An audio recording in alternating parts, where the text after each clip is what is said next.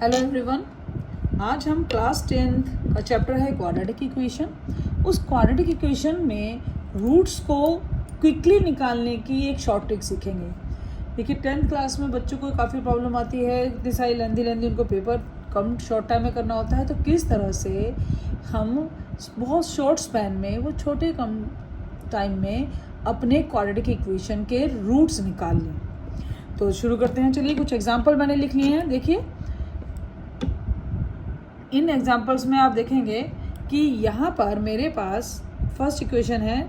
इसमें मुझे आपको मालूम है कि आपको मल्टीप्लाई करना है 2 और 15 को, मीन्स आपको मल्टीप्लाई करके 30 लाना है और मिडल टर्म को स्प्लिट करना है। मिडल टर्म को स्प्लिट करके 7 चाहिए माइनस करने पर, ठीक है। तो 13 के आपको फैक्टर आपको मालूम है कि 7 कैसे आएगा। ये होगा आपका -10 और +3x, ठीक है। 30 आएगा मल्टीप्लाई करके और माइनस करने पर 7 आएगा। तो आप अगर मिडल टर्म को स्प्लिट करते हैं तो आपके पास आता है -10x + 3x।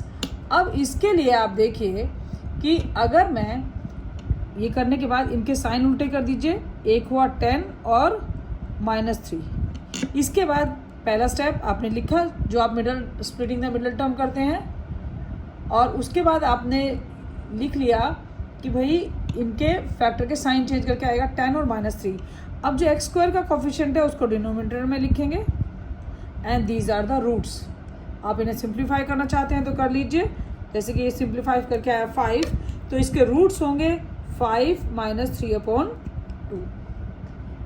ठीक है। मीन्स आपको ये ध्यान रखना है कि पहले जो भी आपको स्प्लिटिंग द मिडल टर्म में 2 फैक्टर्स निकलेंगे, स्प्लिट करेंगे जब मिडल टर्म को, तो फर्स्ट स्टेप में उनको साइन अपोजिट करने हैं और सेकंड स्टेप में x² का कोफिशिएंट अगर है तो उसे डिनोमिनेटर में पुट ऑन करना है।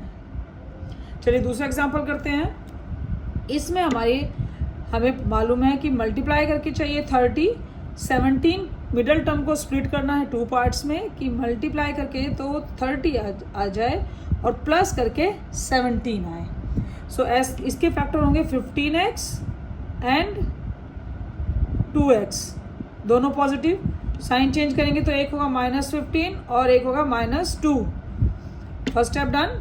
हमने फैक्टर लिखे, दोनों के साइन चेंज किए। डिनोमिनेटर में 6 and 6। These are the roots of this quadratic equation. अगर सोल्व करना है तो करिए, otherwise these are the roots 1/3 और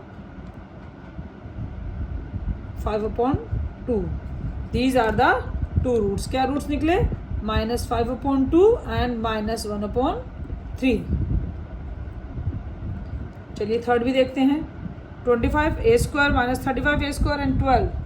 मतलब आपको मल्टीप्लाई करके चाहिए 300 और प्लस करके आपको चाहिए 35 माइनस का 35।